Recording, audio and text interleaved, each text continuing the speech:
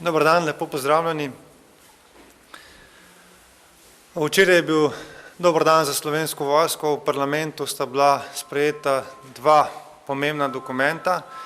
Ena je resolucija, ki začrta smer razvoja Slovenske vojske do leta 2035 in druga je ratifikacija mednarodne pogodbe, pristop Slovenije Hokarju, preko katerega bomo kupili boksarje. Kar se tiče same resolucije, gre za dokument, ki predvideva smer razvoja Slovenske vojske, ki bo omogočil Slovenski vojski, da obrani domovino, če bo to potrebno, hkrati pa tudi zagotavlja mir, pomaga pri zagotavljanju miru in varnosti v naši bližnji soseščini.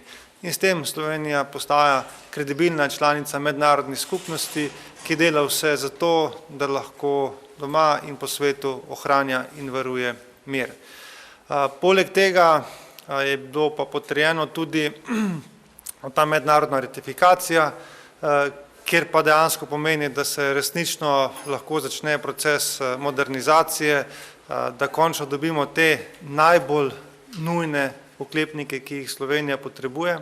Naj na tem mestu omenim še to, da je naši ekipi uspelo izpogajati v odnosu do zavezništva NATO tudi to, da nimamo več dveh srednjih bojnih bataljonskih skupin, ampak zgolj eno, kar pomeni, da smo k stvari pristopili maksimalno racionalno, da nismo nič več načrtovali 130 in več vozil, tako kot vlade pred nami, ampak da dejansko kupujemo tisto najnujnejše, to pa je 45 vozil. Gre za vozila Boxer, ki so najboljše, kar trg trenutno ponuja. To si slovenski vojaki tudi zaslužijo zaradi njihove varnosti in zato, ker to opremo kupujemo za nadaljnjih 20 in 30 let. Zato si ne moremo privoščiti, da bi zdaj kupovali 10-15 let staro opremo. Včeraj sem gostil britanskega obrambnega ministra, sam je povedal, da so imeli dolgotrajne postopke, zelo hude zaplete in razplete, ampak na koncu so prišli do zelo enostavne ugotovitve, da je Boxer tisto najboljše in da so se zanj tudi odločili. Tako da, če je nekaj dobro za Združeno kraljestvo, če je dobro za Nemčijo, Nizozemsko in Španijo, potem verjamem, da je tudi za Slovenijo. Seveda, danes dopoldne je prišla nova akcija, bi rekel, da Levica ne razočara pred tem, kako poskuša demontirati Slovensko vojsko. Gre za evidentno zlorabo inštituta referenduma. Jasno je po 90. členu Ustave Republike Slovenije, da referendumi v zvezi z ratifikacijami mednarodnih pogodb niso dovoljeni. Gre za ratifikacijo mednarodne pogodbe in v skladu z Ustavo takšen referendum ni dovoljen. Zloraba je pa še toliko hujša, ker je v preteklosti Ustavno sodišče pa že v vsebinskem smislu odločilo. V tem primeru pa ne gre niti za vsebinsko odločitev, ampak gre zgolj za tehnično odločitev, da se ugotovi, da gre za akt ratifikacije mednarodne pogodbe in da v skladu z Ustavo le to ni dovoljeno.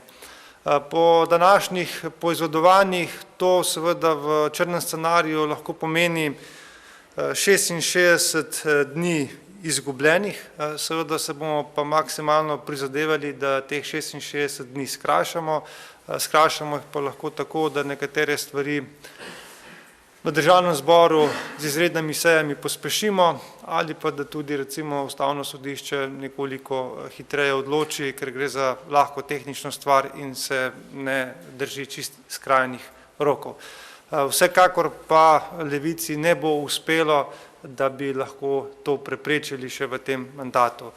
Ta mednarodna pogodba bo ratificirana še v tem mandatu, zato ker si slovenski vojaki resnično zaslužijo najboljše, kar je na trgu dosegljivo in to je zaradi njihove varnosti in zaradi tega, da bo Slovenija kredibilna članica mednarodne skupnosti. Naj pa dodam še to, da poleg teh modernizacijskih procesov je bilo leto 2021 pa tudi 2020 uspešno v kadrovskem smislu. To sta bili prvi 2 leti po dolgem desetletju, ko smo imeli ponovno pozitivne pozitivne kadrovske kazalce, kar pomeni, da je več ljudi prišlo v Slovensko vojsko, kot pa iz nje odšlo. Veseli me tudi dejstvo, da se vedno več mladih odloča za prostovoljno služenje vojaškega roka. Kot zanimivost naj povem, da pred leti se je za prostovoljno služenje odločilo 60 mladih, v lanskem letu smo imeli 600 interesentov za prostovoljno služenje vojaškega roka. Zaradi dviga minimalne plače se je v letošnjem letu povečala tudi nagrada za prostovoljno služenje vojaškega roka, ki bo sedaj visoka 3300 evrov. Hkrati bodo mladi lahko upravili vozniški izpit B kategorije, torej vrata Slovenske vojske so še vedno odprta. Vojsko smo moderno oblekli, obuli z najsodobnejšo opremo, pospešeno obnavljamo in prenavljamo slovenske vojašnice in seveda tudi moderniziramo tehniko. Del Oshkoshov je že v Sloveniji, transportno letalo je naročeno, verjamem, da tudi to zgodbo v zvezi z oklepniki uspešno spravimo pod streho.